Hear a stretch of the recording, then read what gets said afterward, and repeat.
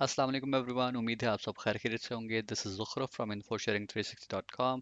जी, तो आज की वीडियो में हम बताने जा रहे हैं कि एक पेंशनर अपनी इनकम टैक्स डिटेल्स को किस तरीके से सबमिट कर सकते हैं। तो आइए स्टार्ट करते हैं। अच्छा जी, इसके लिए सबसे पहले हमने एफबीआर की वेबसाइट को एक्सेस करना होगा। तो मैं जाऊंगा गूगल क्रोम के सर्च इंजन पे, वहाँ पे लिखूंगा एफबीआर लॉगिन और एंटर करूंगा तो मेरे पास कुछ सर्च रिजल्ट्स आएंगे। सबसे पहले रिजल्ट में मेरे पास आ रहा है IRIS 2.0 एफबीआर का एक लिंक आ रहा है। मैं इस पर क्लिक करूंगा तो ये मुझे राउट कर देगा टुवर्ड्स एफबीआर ऑफिशियल वेबसाइट। ठीक है, जिसका कुछ इस तरीके से आपको यूज़र इंटरफेस दिख रहा होगा।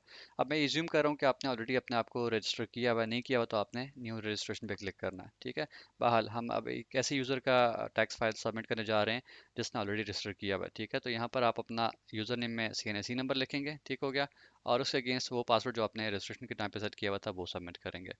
क्लिक करेंगे लॉगिन पे तो आपके पास फर्दर एक पेज ओपन होगा जो कि कुछ इस तरीके से दिख रहा होगा। यहाँ पर कंप्लीट टास्क में आपके वो तमाम रिटर्न्स डिक्लेरेशन जो कि आपने ऑलरेडी सबमिट की हुई थी पिछले साल की, अब देखें 2022 की आ रही है। इससे पहले 2021 की, उससे पिछले 2020 की भी आ रही है। अच्छा, 2023 की टैक्स रिटर्न सबमिट करने के लिए हम जाएंगे नॉर्मल रिटर्न पे। यहाँ पर लिखेंगे 2023। मेरे पास फिस्कल ईयर आ जाएगा 2023 का। मैंने वो सेलेक्ट करके कंटिन्यू किया तो मेरे पास अब ये पेज ओपन हो रहा है। ठीक हो गया। अच्छा, इसके बाद नेक्स्ट स्टेप है हमारा इनफॉर्म्स के अंदर डिटेल सबमिट करने का। तो सबसे पहले हम जाएंगे अदर सोर्सेज के टैब में और इसके एक सब टैब है रिसीट्स एंड डिडक्शंस का, इसको क्लिक करेंगे। यहाँ पर ऑप्शन नंबर 5007 को ढूंढेंगे जिसके अगेंस्ट पेंशन लिखा होगा। ठीक है, यहाँ पर आप अपनी एनुअल जो आपने टोटल पेंशन आपको रिसीव हुई थी सालाना, ठीक है, वो अमाउंट लिखेंगे। अच्छा, इसके लिए आपने एक बेसिक वर्किंग पहले से करके रखनी है, जिस तरह मैंने यहाँ पर की हुई है। अच्छा, तो यहाँ पर सबसे पहले मैंने वो अमाउंट लिख दी है जो कि मुझे एज अ पेंशन पूरे साल में रिसीव हुई है, 7,92,000 रुपये। इसको मैं अगर डिवाइड करूंगा 12 पे तो मेरे पास माहाना पेंशन की अमाउंट आ जाएगी। तो मुझे 66,000 रुपीज़ माहाना पेंशन की मद में मिल रहे हैं। ठीक हो गया।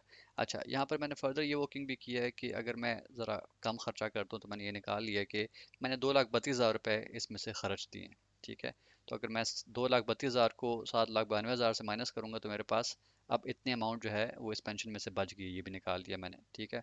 अच्छा, मेरे पास पिछले साल कितनी अमाउंट के एसेट्स थे। ठीक है, इसमें गाड़ी भी हो सकती है, इसमें आपकी कोई कैश हो सकती है, गोल्ड हो सकता है। ये अमाउंट आपके पास ऑलरेडी आपके पास आ रही होती है पिछले साल की। ठीक है, ये मैं आपको दिखाऊंगा कहाँ पे आ रही होगी।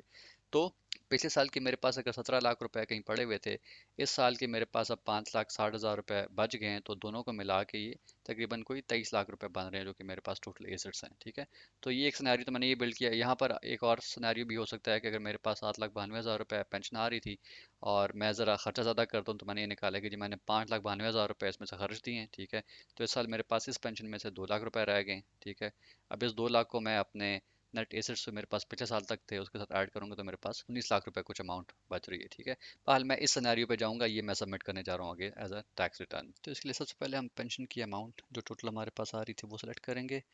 Other sources receipts and deduction के फॉर्म को जहाँ पर हमने छोड़ा था, पेंशन के अगेंस्ट से अमाउंट दो बार हम लिख लेंगे। दो बार इसको इसलिए लिख रहे हैं कि पेंशन की अमाउंट जो है टोटली आपकी एग्जम्प्टेड होती है फ्रॉम टैक्स। ठीक है, तो ये लिख के आपने कैलकुलेट के बटन को लाजमी क्लिक करना है। ठीक है, अब इससे होगा ये कि एक तो यहाँ पर ये कुछ कैलकुलेशंस करेगा, अमाउंट जो है दोबारा यहाँ पर डिस्प्ले हो जाएगी।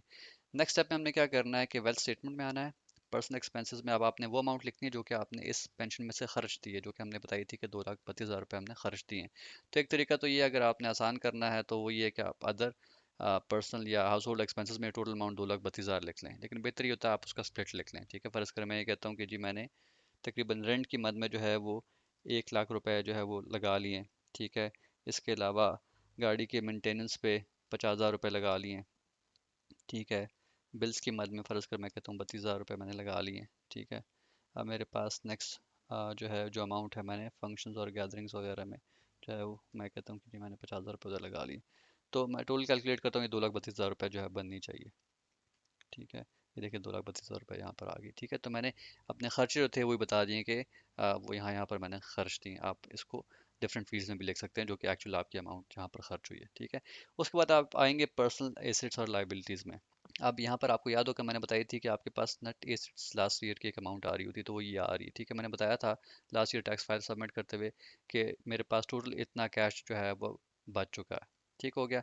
अब मेरे पास इस साल जो है वो 5,60,000 रुपये बच गए। ठीक है, अब मैं इस कैश को ऐड करूंगा तो मेरे पास 23 लाख रुपए अब टोटल बच गए हैं। ठीक है, तो मैं ये अमाउंट अपडेट कर लेता हूँ यहाँ पर कि मेरे पास टोटल कैश जो है वो अब तकरीबन 23 लाख रुपए हो गया। अब आपकी मर्जी है, आप फ़र्ज़ करें अगर आप समझते हैं कि आपके पास कैश की मद में ये नहीं है, आपने उस पर गोल्ड ले लिया है, ठीक है, या कोई और आइटम ले लिया, तो आप यहाँ से ऑप्शन सेलेक्ट कर सकते हैं, ठीक है। प्रीसियस पोजेशन में आप जो है वो गोल्ड लिख सकते हैं, गाड़ी ले ली है वो लिख सकते हैं, ठीक है, जो भी आपने अमाउंट, मेरे पास ये कैश की मद में पड़ी हुई है तो मैं यहाँ पे लिख दिया मैंने, ठीक है। तो ये भी हो गया। इसके बाद लास्ट में हम आएंगे रिकन्सिलिएशन ऑफ फेजेस में। अब ये वो उसने तमाम फील्ड्स उठा के खुद ही ऐड कर ली। यहाँ पर ये बता रहा है कि आपके पास टोटल अब अमाउंट इतनी आ गई है, ठीक है, इस साल की।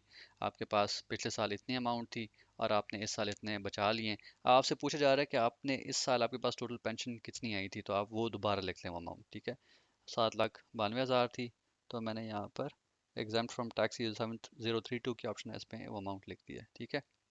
अब आपके पास ये रिकन्सिलिएशन की जो अमाउंट है ना, ये हमेशा ज़ीरो आनी चाहिए। ये अगर ज़ीरो होगी तो इसका मतलब ये है कि आपने अपनी जो है कैलकुलेशन सारी ठीक की है। मैं कैलकुलेट करूँगा, कैलकुलेट करने के बाद मेरे पास ये रिकनसाइल्ड अमाउंट जो है वो ज़ीरो हो गई है, ठीक है। तो ये बता रहा है कि आपकी तमाम की तमाम कैलकुलेशन जो है वो बिल्कुल ठीक रही हैं, ठीक हो गया। सबसे आखिर में हम बढ़ेंगे इसको सबमिशन की तरफ। तो सेव की फ़ाइल हमने, ठीक है, सबमिट पे क्लिक किया। यहाँ पर ये एक 4 डिजिट्स का पिन मांगता है, ये आप जब रजिस्ट्रेशन कर रहे होते हैं तो आपने सेट किया होता है, ठीक है। तो मैंने भी एक 8 का सेट किया था, उसको मैंने लिखा यहाँ पर और सबमिट किया, ठीक है। तो ये जो है बता रहा है कि टास्क सबमिट सक्सेसफुली, और ये कुछ देर में आपकी कंप्लीट टास्क में भी आ रहा होगा, ठीक है। तो ये जैसे कि आप देख सकते हैं कंप्लीट टास्क में डिक्लेरेशन के अंदर जो है वो हमारे पास 2023 की जो है वो टैक्स डिटेल सबमिट हो गई है, ठीक हो गया। Please don't forget to subscribe our YouTube channel InfoSharing 360. Thank you for watching this video.